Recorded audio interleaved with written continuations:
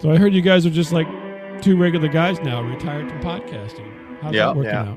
Just working Joes. Yeah, Just day jobs all the way down. We left the game. The day jobbers, as we'll say.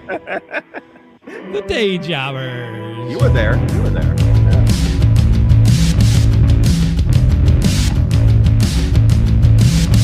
Hey everybody, welcome to Mondo Frico. I got the day jobbers with me here today, and we're going to talk about some weird stuff. How are you guys doing, day jobbers? That's going to be your new thing. I'm going to change the graphic from just two regular guys to day jobbers now. Fantastic. I'm still recovering from Thanksgiving.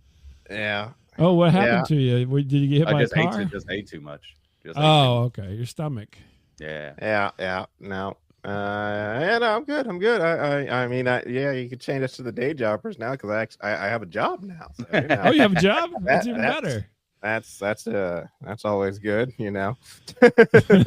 Fantastic. Now you can pay you what you owe me now. So that's fantastic. Oh yeah. No, I'll be right putting my Venmo up on the screen here in just a few minutes. I'll get right on that. If you might want to hit that, maybe a QR code, just zap it with your phone. You'll be all good. Mm-hmm. Yep. So thanks for being here today, guys. This little show, we talk about weird stuff. And I know Robert said he brushed up on it, but I don't know if he brushed up on everything. On all the weird stuff. Well, there's a lot. There's a lot of weird stuff. There is a lot of weird stuff. Hence my background here, where I'm standing in a swamp of some sort. I noticed we're not at your desk. Yeah, I'm not at my desk. I'm out. This is my backyard, and out in the backyard at the swamp. Right. Yeah, so you guys, are you up for possibly a little quiz on the topic at hand? Absolutely. Is it open book? Set up for failure. Yeah. Open book? I got the internet in front of me right now. If you're fast with your fingers on the Goog, I think that we could call it open book here.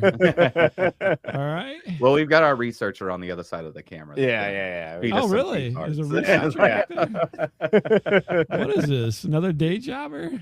Goodness. No, we don't. No, they don't get paid. Intern. No, they don't have a job.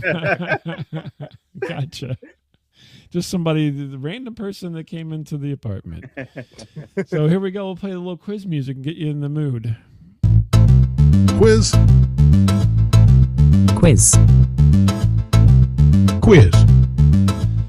All right, we have a quiz on the Tina Resch Poltergeist case. Now, you heard anything about Tina Resch before? No. I told you. So the way this quiz is this goes, what the movie Poltergeist is based off of? I don't believe so, but we never know. Yeah, you never these days. Because the movie Poltergeist was there's a movie Poltergeist, yeah, but it was based on some quote real. Yeah. Quote real, yeah. So the way the quiz goes, we'll start out with questions that are easier, and then they'll get harder as we go along. At least that's the plan here. All right. Is this multiple choice or? Yeah, multiple choice. Okay. I'll read the question. I'll read the answers, and you give me what you think is the best answer. How's that? All right. Yeah. All right. See how this. So what was it? The Christy Resch or the Tina Resch? Tina Resch Poltergeist case. Okay. All right. In what U.S. state and year did the alleged Tina Resch Poltergeist case activity, also known as the Columbus Poltergeist, hint, hint, wink, wink, primarily take place? Ohio. Here are your choices. New York, 1988. California, 1980. Ohio, 1984. Massachusetts, 1979. You would think. Ohio. You already yelled out Ohio. Gosh. Yeah, 1984. Ohio, 1984 is the correct answer. See, we're getting this is going to be one of those bait and switches where you it's called the Columbus Poltergeist, but it happened in California for some weird reason. That's right. Is that like a hotel called Columbus? Yeah. like Hotel Columbus. No, it was actually Spanish Columbus, flu, Ohio. Which actually started in Kansas. Yeah. No, it was Ohio, 1984. You guys got it right. That was an easy one. Easy one. We'll move on. Next question. What common household item was featured in the most famous and controversial newspaper photograph taken during the Poltergeist events, appearing to fly near Tina? of its own, accord here, I suppose. Listen. A table lamp. B, a drinking glass. C, a telephone receiver. Or D, a wooden chair. I'm going to go with wooden chair. Yeah, D. I'm feeling wooden chair. Why would it be? I don't think any of those items are controversial, though. Really? Okay. Well, it wasn't a vibrator, guys. Come on. Like a bong just floating around. Tina's bong flew by her face. Was getting high. The ghost was like, yeah. So you guys went with D, wooden chair? Oh, I'm sorry. It was C, telephone receiver. It was the 80s. There was a lot of telephones on long cords. I don't know. Oh, yeah. But why was it controversial? Yeah, I mean, that's the question. Like, what's controversial? Well, the controversy was the newspaper photograph.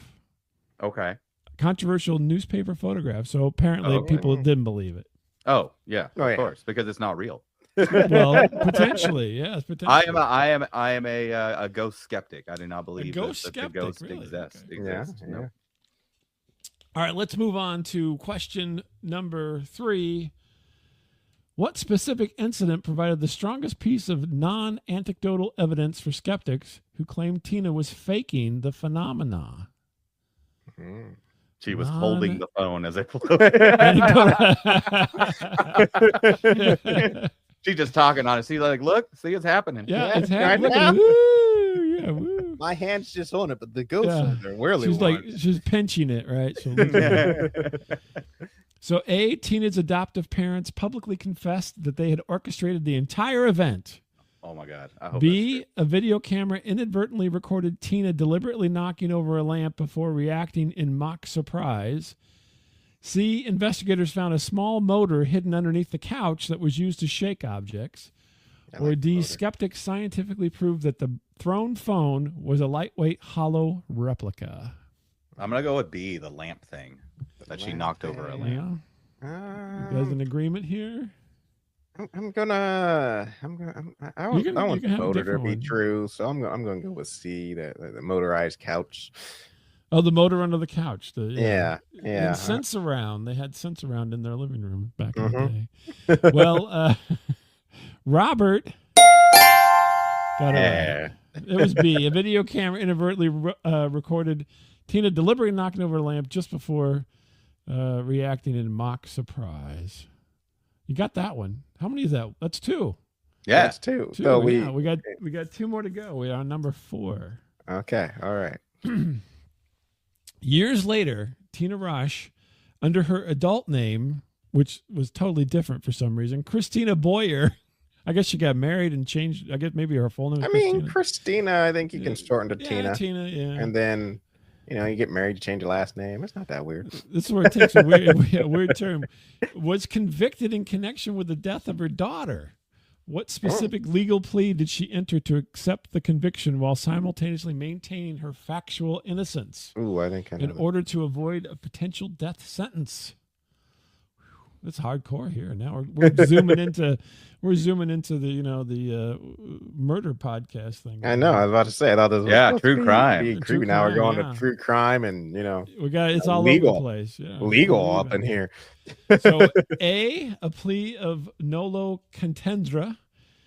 B, a standard guilty plea with admission of the facts. C, an Alford plea. Or D, a McNaughton rule plea. I'm going to go with McNaughton rule plea. I'm going with C, the Alford plea. Oh, really? But I think it's A. But I'm going to go with You think it's A? Robert, C, and D. Robert's just hedging his bets here. A sounds very loyal. Since Robert's going A and D, let me do B and C, so we just cover all the bases. Yeah, let's put a tenor on A, B, and C. Okay, actually, D is my final answer. D is your final answer? Okay. Yeah, C is, and C, okay. So, and C is the correct answer. I'll give it to you guys. I knew half of you got it, so I knew that one, actually. The day jobbers here got it. So, wow, that's good. You got 3. This is the last question. Let's see if we can... well, I guess you've made it over the halfway point, so you're better than 50%. So, let's see if you can push that up a little bit on the last question. A long-standing controversy surrounding the Tina Resch case primarily stems from the direct conflict between which 2 forms of evidence? Here are your choices. A testimony of the foster parents versus the official police report on the initial disturbances. Parapsychologist William Roll's documented observations versus the accidental video footage of the lamp being knocked over. C, the estimated value of the damaged objects versus the amount of insurance money claimed by the family. Or D, the initial newspaper report versus the later segment on the TV show Unsolved Mysteries. I'm going with D again. I'm going to go with C just because you always got to follow the money, man. Like, these things get away with it until money gets involved. And then someone's like, okay, everyone's willing to believe in a ghost until someone says, yeah, that ghost cost me $50,000. Then someone shows up and is like, okay, we're going to take a look at this. Yeah, you can believe in ghosts all you want as long as it doesn't cost us money. Yeah, exactly. But it's clearly an act of God. The insurance company doesn't have to pay out under those circumstances. Yeah. Well, wouldn't you say God is paranormal in some way, shape, or form? Well, that's why it was an act of God. They didn't have any control over it. They're like, yeah, we can't. Well, God wanted this. Who are we? I'm sorry, guys. It was B. Parapsychologist William Roll's documented observations versus the accidental video footage of the lamp getting knocked over. We should have went with that just because we had already covered that the lamp was part of what. Yeah, the lamp was part disproving. So but then I also felt like job. This was the hardest question. It had to be a trick. They brought in a parapsychologist as an expert witness. Apparently they did. That's a kangaroo court right there. Yeah. They might as well have just had the poltergeist come in and testify. Well, I'm assuming we're going to get into this, but I'm still trying to figure out, like, why were the cops involved? Like, since when do you call the cops because of a ghost? Because there was a murder, right, of a child. Well, no, I think that was later. That was well after the poltergeist. That was she went into adulthood to be a murderer, apparently. Gotcha. Well, then let me tell you about the Tina. A quick few paragraphs about the Tina Resch case. How's that? Sounds good to me. Got a little mood music. Can you hear me? Okay. Yes. Oh yeah. All right. The Tina Resch story, also known as the Columbus Poltergeist case, centered around the 14-year-old Tina Resch, now Christina Boyer, in 1984. Reports emerged from her foster family's home in Ohio that objects, including plates, lamps, and a telephone, were flying or moving on their own, often with Tina as the apparent focal point. Her foster mother contacted a local journalist, which launched the story into the national media sensation, featuring a controversial photograph that appeared to capture a telephone receiver suspended in midair near the frightened teenager. Parapsychologist William Roll investigated the case and concluded that the events were genuine, spontaneous psychokinesis. Arrest that man. Where's he at these days? We can send him to jail. Yeah. The case quickly became a battleground between believers and skeptics. Critics, notably magician and investigator James Randi, argued that the phenomena were a hoax perpetrated by Tina, who was described as a troubled and attention-seeking adolescent who had experienced trauma. I love James Randi. Yeah, James Randi. He's the best. Skeptical investigations pointed to anecdotal evidence and questioned the famous photograph's authenticity, suggesting Tina had simply thrown the phone. Crucially, it did look like she was throwing that phone. A hidden camera from a visiting television crew once captured footage of Tina deliberately knocking over a lamp and then screaming as if the poltergeist was responsible. This footage led many to dismiss the entire case as a deliberate fabrication. The story took a tragic turn years after the alleged poltergeist activity faded. As an adult going by Christina Boyer, she was arrested and charged in 1982 with the murder of her 3-year-old daughter Amber, who died from a fatal injury while in the care of Boyer's boyfriend, David Heron. To avoid the death penalty, Boyer accepted an Alford plea in 1994, pleading guilty while maintaining her innocence in the crime. She was sentenced to life in prison plus 20 years. The complex and often controversial life of Tina Resch, from the poltergeist kid to a convicted murderer, continues to be a subject of true crime investigation and debate, exploring themes of childhood trauma, media manipulation, and the justice system. Wow. That's a lot to take in there. I blame Nancy Reagan. Just say no. It's always safe to blame the Reagan. No, because Nancy. So I don't remember the name of the reporter. She like spearheaded journalism, and she had herself committed, so that way she could write about what was going on inside of an insane asylum. Oh, insane asylum, yeah. And then she came out and she wrote that article, and Nancy Reagan saw it and said, "Okay, just shut them all down." Mm-hmm. So they just shut down most of the state hospitals across the country and asylums. Mhm. And if they hadn't done that, this woman would have gotten the help she needed when she was a kid. Yeah. And she wouldn't have gone to either murder a child or start dating a guy who murdered her child. So you're firmly in the camp of not a poltergeist. Absolutely. Well, not a I mean, poltergeist. that's what I was about to say. Is in your telling there, you said, like I said, a hidden camera recorded her knocking over a lamp and then panicking. And I think it just speaks to the state of mankind that your next sentence was leading most to dispel it. And I'm like, most? I feel like everybody should have been like, oh, she's faking it. But the fact that it's just most, and there still was a small port, but it could have been a ghost. But it could have been. You know, Maybe I mean, she had like a gas leak, back in the 1980s. yeah. And there was lead everywhere. There's a lot of weak gas pipes. Yeah, there was a lot of lead. And There a was lot of lead, lots of things. Just And for- who knows what the companies were pumping into the Ohio River Valley, like Oh, water true, supply. yeah. Like we that didn't know stuff is exactly still where poison. she lived in Columbus. Yeah, Yeah. that's true. A lot of, A lot of PFAS. yeah, a Getting lot of in there. water, Yeah, a lot of- environmental pollution going on Yeah. back then, chemical pollution into the waterways. Yep. Well, but the interesting thing is that, so I'm a little, I mean, not that I believe that she had a poltergeist necessarily from the story, at least from the information that we have, but the interesting thing is it really does highlight the exploitation of the media, because there's nothing better Oh yeah. back absolutely. then, because we don't have back then, you didn't have social media, you didn't have anything like we have going on right now. And a newspaper person, they want to get recognized for their work, and so they go in and they hype something up as much as they can.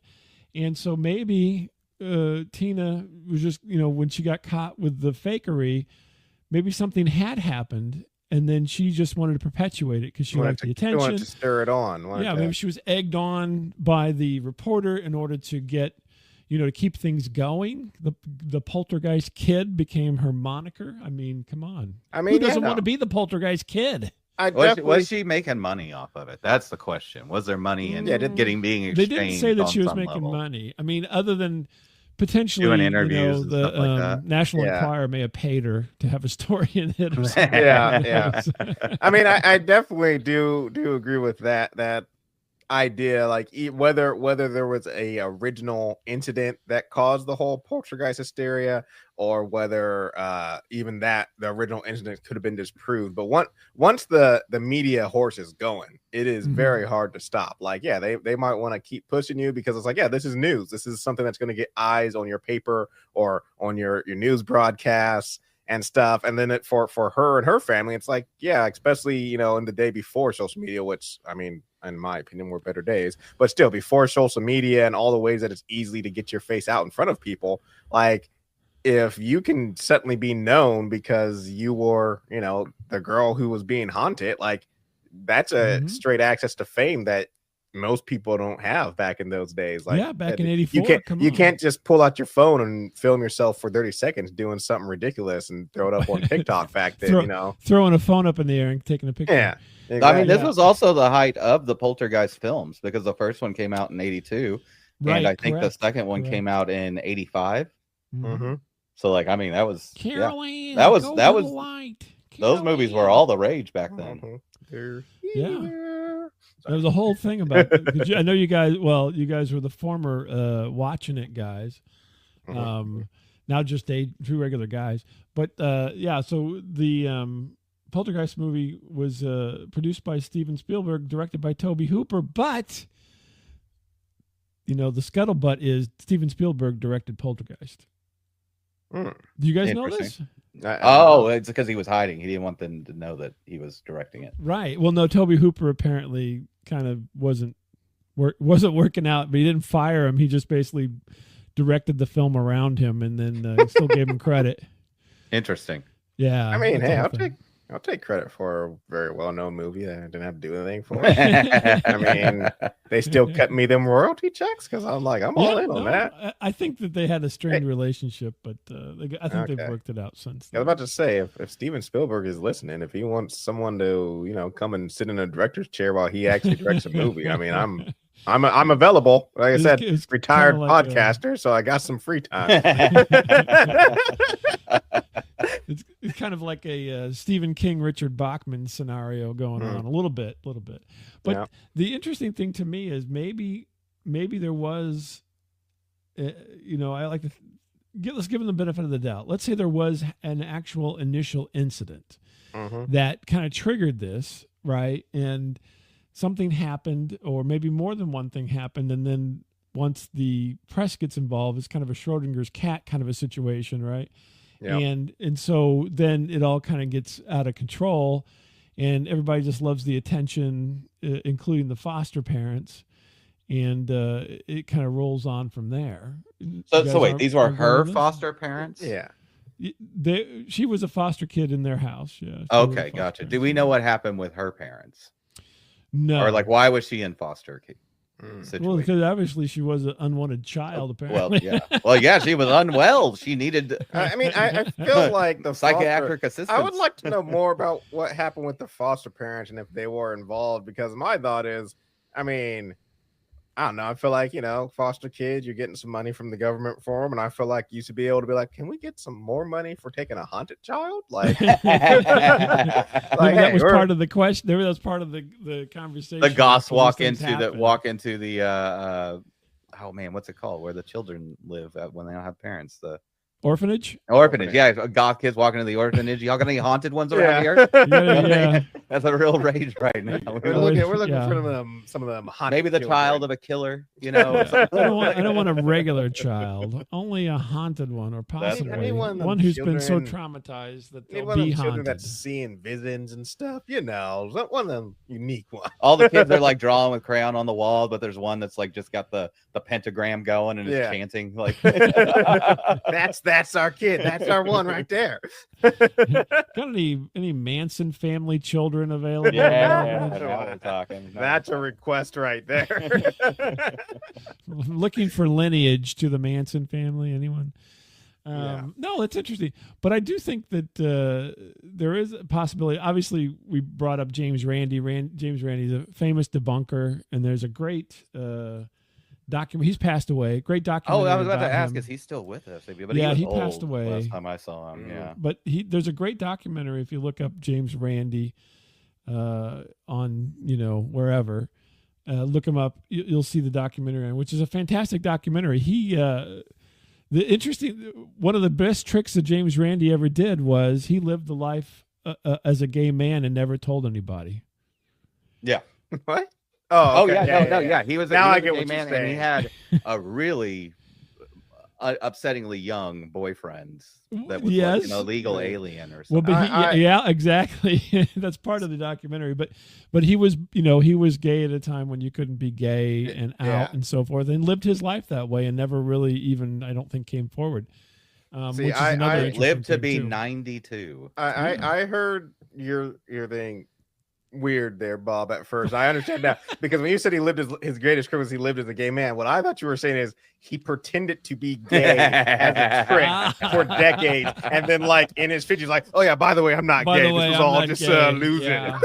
Just like that would be. I was like, that would be an interesting twist on it these days, wouldn't it? Yes, yeah. I don't know if it's a worth it trick, but I guess it's interesting. But he was an extremely popular debunker back in the 70s and 80s, extremely popular, and he would go on all kinds of shows back then to debunk all these people, right? And I guess evidently Tina was one of them that he took upon the mantle of debunking, because he used to have and this was back even in the 70s, $1 million if you could prove I remember any of this real. Yeah, telekinesis or any kind of mind power. Psychokinesis. Yeah, bring it into a controlled scientific environment. Right. If you can prove it. Yeah. This is. But all you had to do was fool him. You didn't even have to fool everybody. You just had to fool him and get the $1 million, and nobody ever did. So he had put it into. It was like a lottery thing where he put it into a trust, and it would pay out over time, right? So. But anyway, very interesting that he's linked into this story, which the funny thing is, especially as soon as I read it, you guys jumped in and said, oh, this is all fake because James Randi's involved. So he was such a good debunker that even his mere mention of his name being involved in anything threw it right into the not ever possible scenario.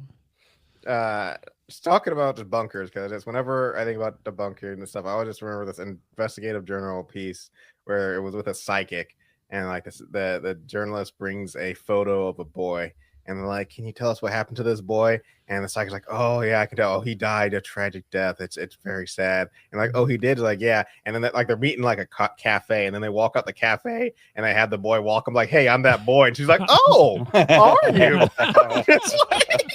just like she's just like so adamant, like, "Oh, he died a very tragic death at a young age." And then he's like, "Oh, by the way, I'm the boy." She's just like, "Oh, well." What a miracle! You're alive. I was thinking of you in a past life. Yeah, where you look the same. I was thinking of your past self. Yes, exactly. The psychics are always so crazy to me because it's just like, what are you doing? Yeah. Like, if you really had this power, you would just be rich. Mm-hmm.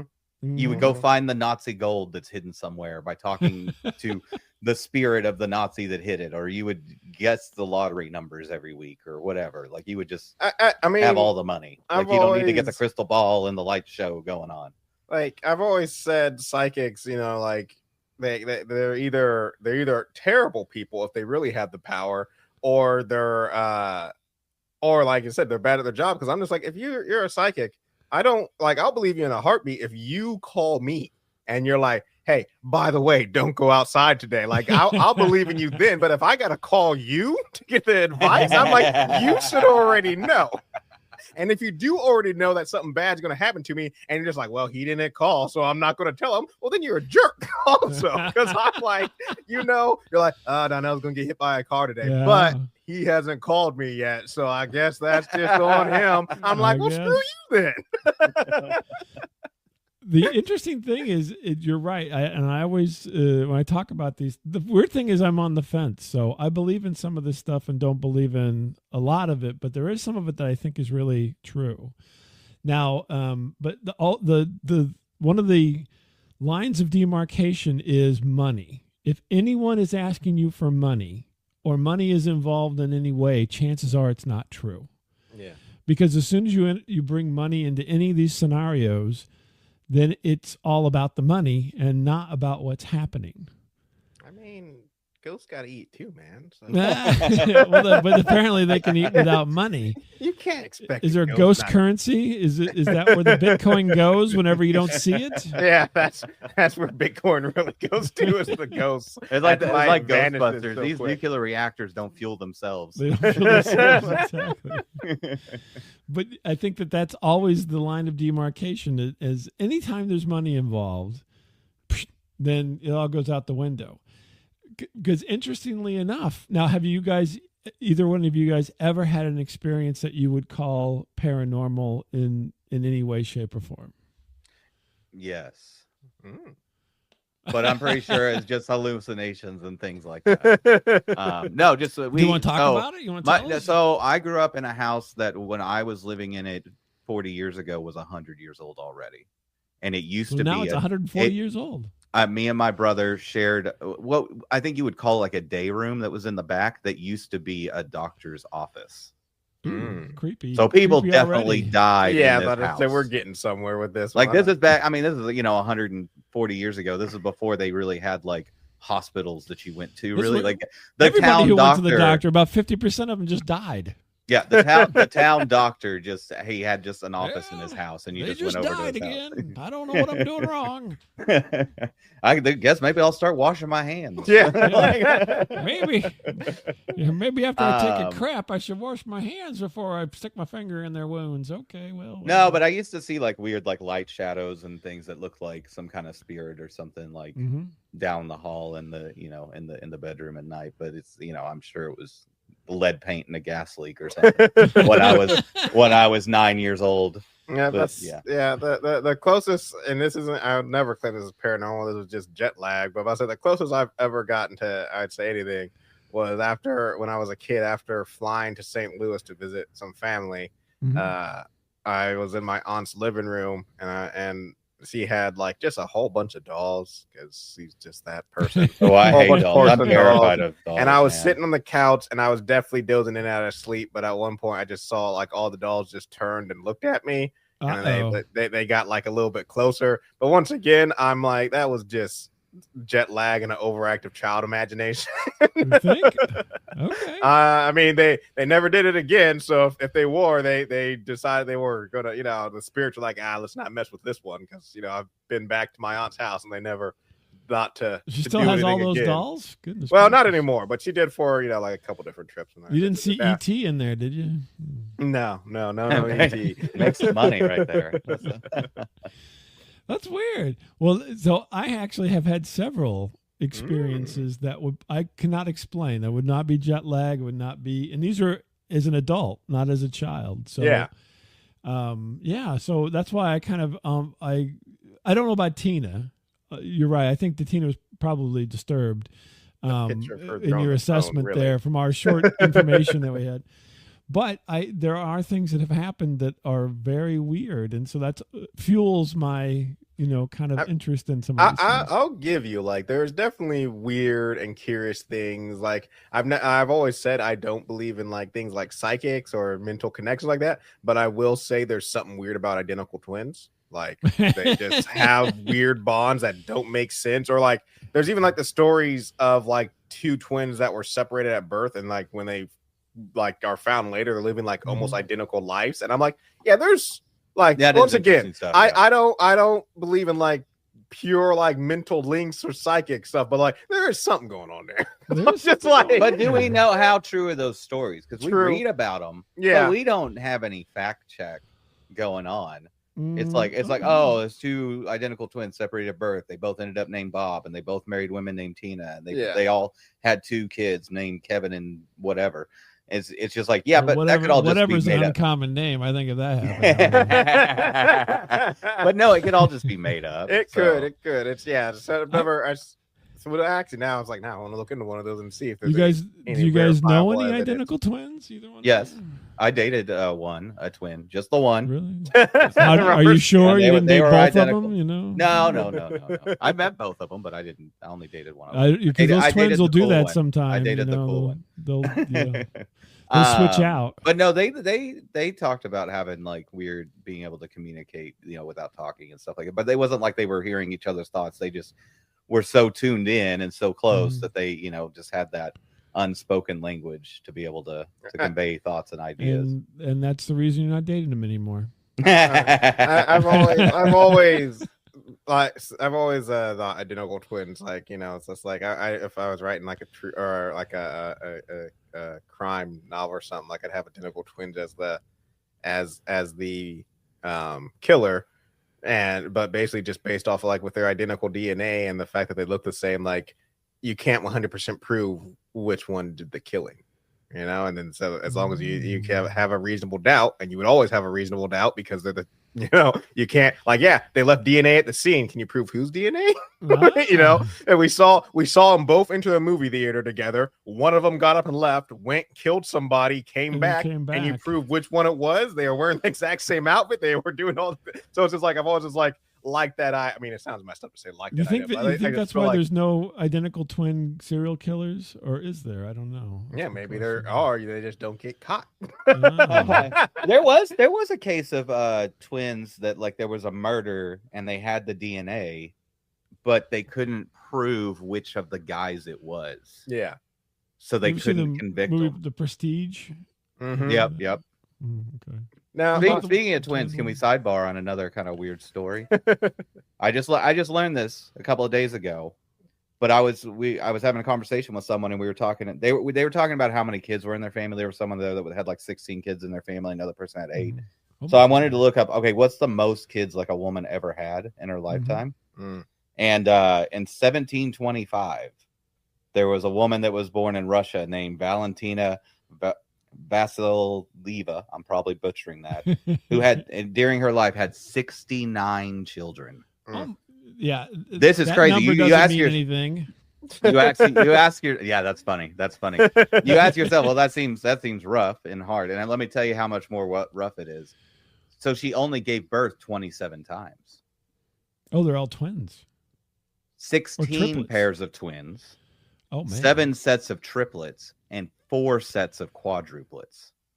She was part of some kind of. That's Russian the most fertile Olympics woman that thing. ever existed. Like I mean, I'm looking at like some of the photos of her, and like, yeah, she has this long face of like, this woman's seen something. Yeah.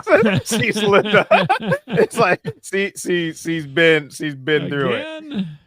I would say after like if it was me, after like the 5th set of twins, I'd be like, I'm out. I'm done. You know what happened? The press I'm doing got some involved. at-home They're like, the surgery. lady with the most twins. Yeah. I've always and I mean it's just my luck, because in my family, I mean, not that these things really run through families, but it's just a weird coincidence that so my dad is a twin, and then really not my grandfather, but my grandfather's dad is also a twin, and so they've always said twins run in our family, and they skip a generation. So I'm set up to. I'm part of the generation that should have twins. But that's the thing is, so me and my 2 cousins, none of us have kids yet, and I think it's all because we're waiting for one of the other ones to have kids and get the twins out of the way, so we don't end up being the one, because it's only one. Twins? It's only one person in the generation who has the twin. So there's 3 of us. And we're just all like, somebody needs to get this over with. What you didn't know, they're like, there's a trust fund that we've been putting money into for the first kids that have the twins. Maybe, yeah. But they're not telling you, you know? I've always had a very hard stance. Not hard stance, but I'm just like, well, kind of hard stance, because I would get something done. Like, I was always like, when it comes to kids, and it's fluctuated, but it was like 2 or 3. That's what, if I'm going to have kids, 2 or 3. And the only way, I've always said, the only way I end up at 4 is if we get to 2 and I don't have a son, I might try for 1 more. And if we have twins, then that's how we get to 4. But then we're done. Like, it's over. I'm not rolling the dice. I don't care if they're 4 girls. I'm not rolling the dice anymore. I don't need any more of my lineage coming out. So I'm getting a step. C's getting something done. There's no more kids are coming out of this equation. So, and I'm just like, no. You can do foster care. We just Tina is in foster care. Once they get to where they can crawl, you just go and take them out to the woods and just there you go. You know, just go be wild. Go figure it out. It's bringing it back to ghosts and stuff. You were talking about how the haunted look on that lady's face, the one who had 69 children. You know why that probably is? Because she was probably dead when that picture was taken.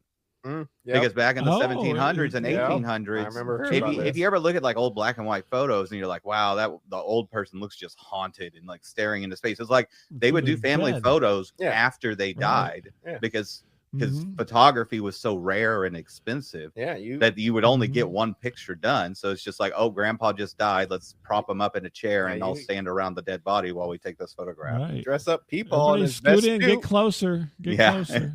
Yeah, I'd hate to be there. Like, hey, you come sit on grandpa's leg. Like, do I have to? I don't want to sit on the dead man's leg. Okay, that's just a personal preference. Wait, hold on a second, guys. I'm gonna play a little message, and then we're gonna wrap things up. All right. This is Jonathan. And this is Heaven from the Opa Ghost podcast. And you're listening to Mondo Frico. Toodles. Mondo Frico. Mondo Frico. Mondo Frico. And I mouthed all that. See that? I kept. I know. You do the different voices and everything. It's crazy. Look at that. Mondo Frico. So it sounds like, I mean, from early on, poltergeist thing out the window. This is just an excuse to be in the paper, get noticed. Poor Tina. Mm-hmm. Yeah. Not got a chance that this actually really happened, is what you guys think. Yeah. Correct. I mean, you asked in the quiz at the beginning, like, oh, was it the parents just messing with her? I'm like, and you're saying like, well, maybe there was an incident that happened before and then it started, then they decided to start faking things. There's no reason that can't all be true. That the foster parents might have just messed with her one time and she just ran with it. Yeah. I mean, that's the thing is the story is all told about her and stuff, but I still would like to know. I mean, I'm not accusing them because we don't have evidence either, but I'm like, I want to know what the foster parent, like, what did they have a hand in it? Or were they a part of like getting her in front of the media, like that sort of stuff? Because I could like I said, especially back in the day before it was so easy to get yourself out in front of people. I could easily see, not trying to put that. My mom was a foster parent, so I'm not saying they're all messed up, but I could easily see being a foster parent and being like, man, it'd be great if we could, get some more money or be more known, and be like, well, we can abuse this situation, and let's make Tina seem crazy and haunted.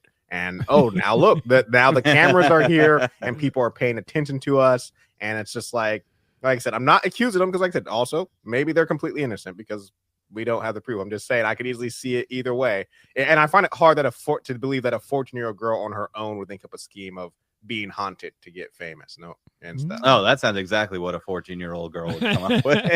I guess I could see them coming up with it, but most 14-year-olds also, like, when things start getting like the press is sort of things are getting like you lose your nerve real quick when you're like, I may have dug a bigger hole than I can even handle. If I believed in like ghost and poltergeist and all that jazz, and I would still be skeptical, especially since this came out again at the height of the poltergeist movie craze. Yeah. Like if this came out in like if this incident had happened in like 1978 or something like that, I mean, I'd still be like, this is dumb, but it would make more sense. Yeah, if it was more during the bikini car wash phase, I would be a little bit less skeptical. Like this almost sounds like it was viral marketing for the Poltergeist movie. Yeah, is what this situation.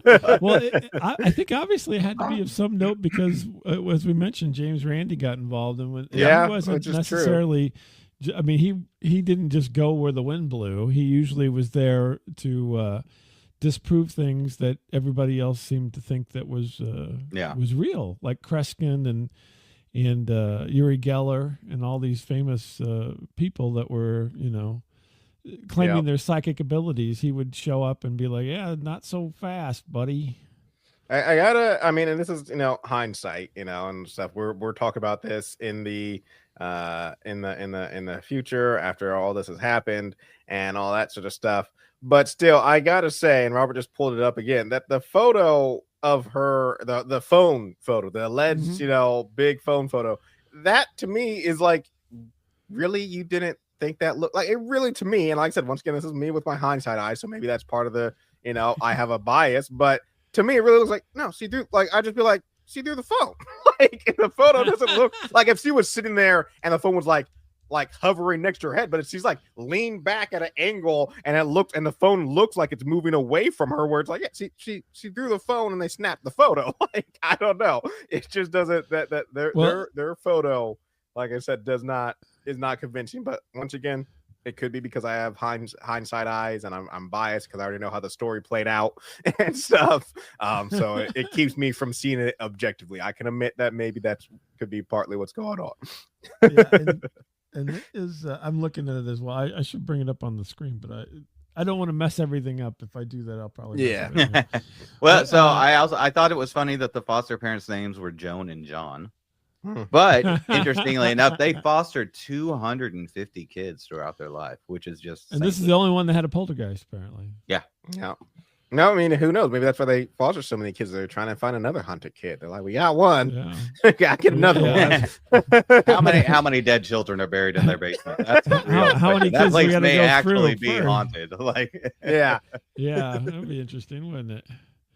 Well, I think we can conclusively say, from all of our opinions, that Tina Resch was not the poltergeist kid, and the poor lady gets no credit for anything other than murdering her daughter. Yeah, but she gets some credit for murdering her daughter. Yeah, I want to know more about that. Yeah, that part, because it really sounds to me like the boyfriend did the murdering. Yeah, and he went down. He got away with it. Because didn't the kid? They'd specifically say that the kid died as a result of an injury while the boyfriend. While in his care. Yeah. So is the boyfriend like? Are they both in jail, or was it just her? Because like, if they're both in jail, I could see it as maybe. Yeah, like I said, we're taking this from a mystery and supernatural podcast into the true crime podcast. Now we're pivoting. Now, we're pivoting to true crime here. Yeah.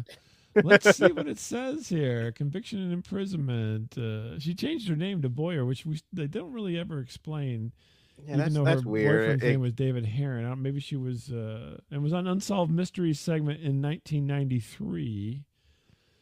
The Alfred plea. I'm doing some quick research here. It doesn't really say cruelty to children.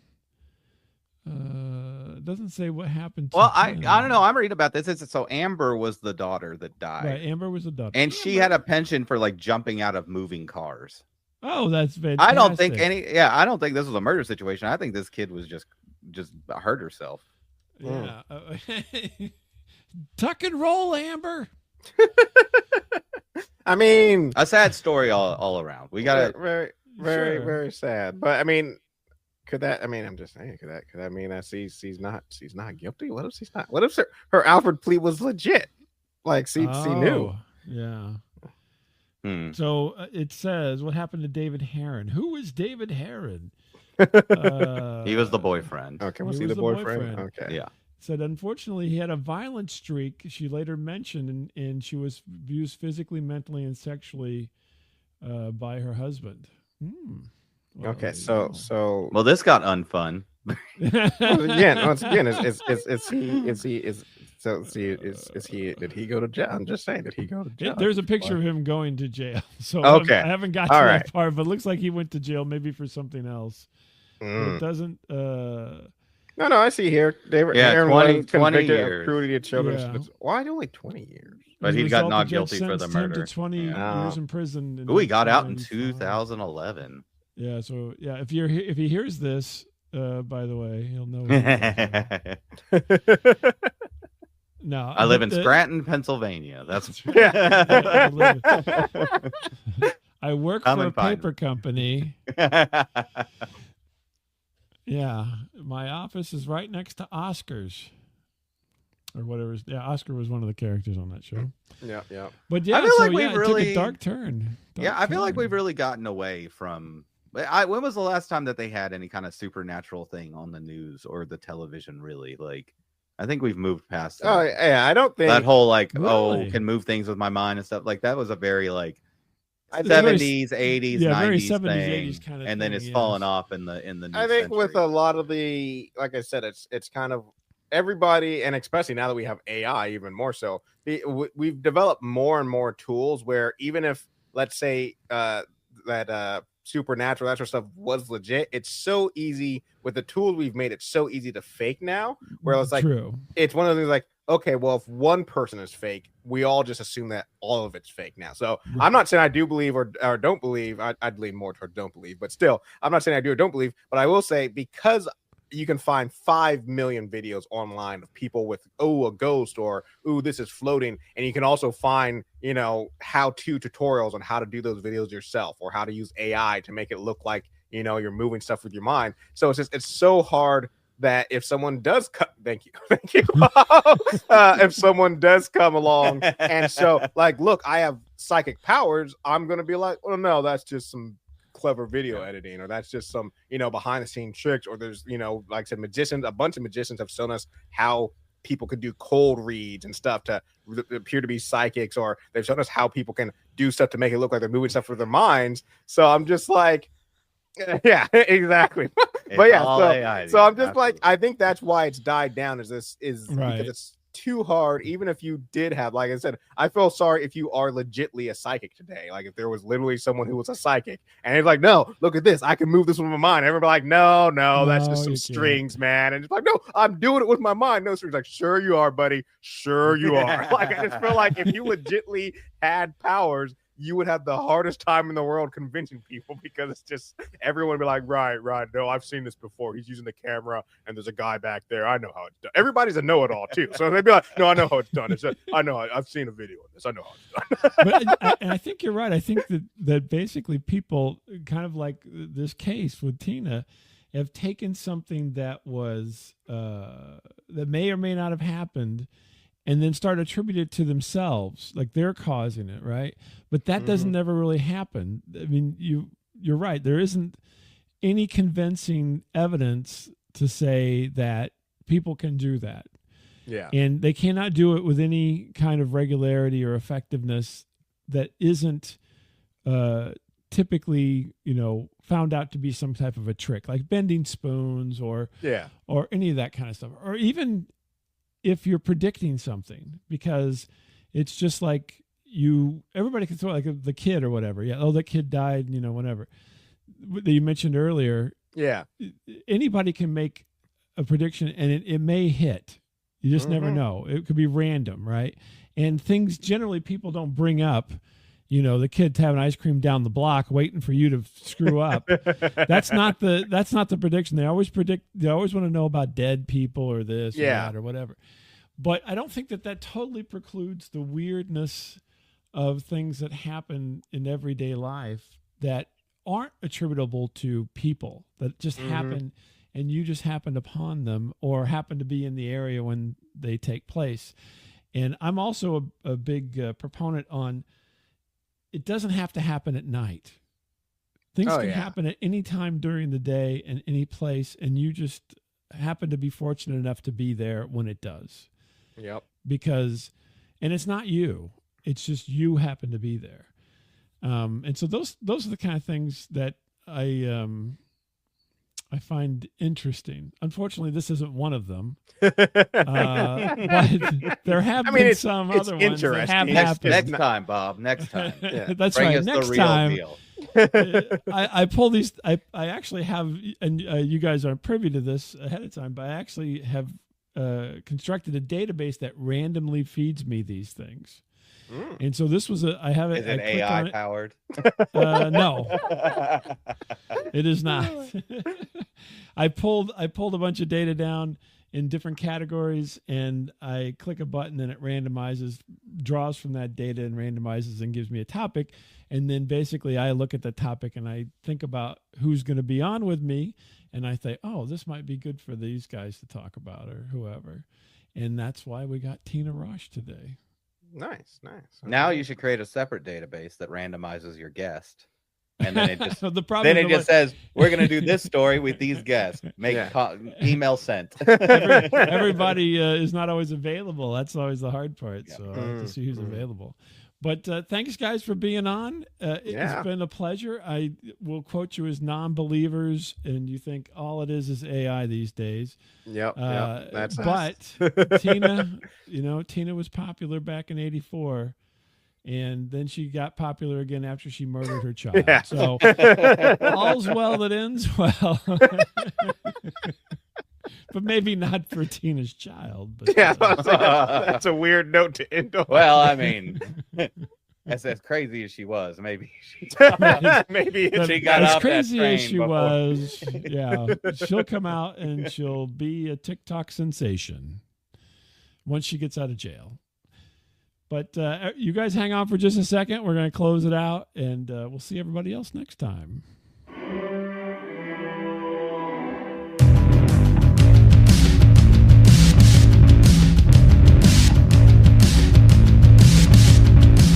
Mondo Frico.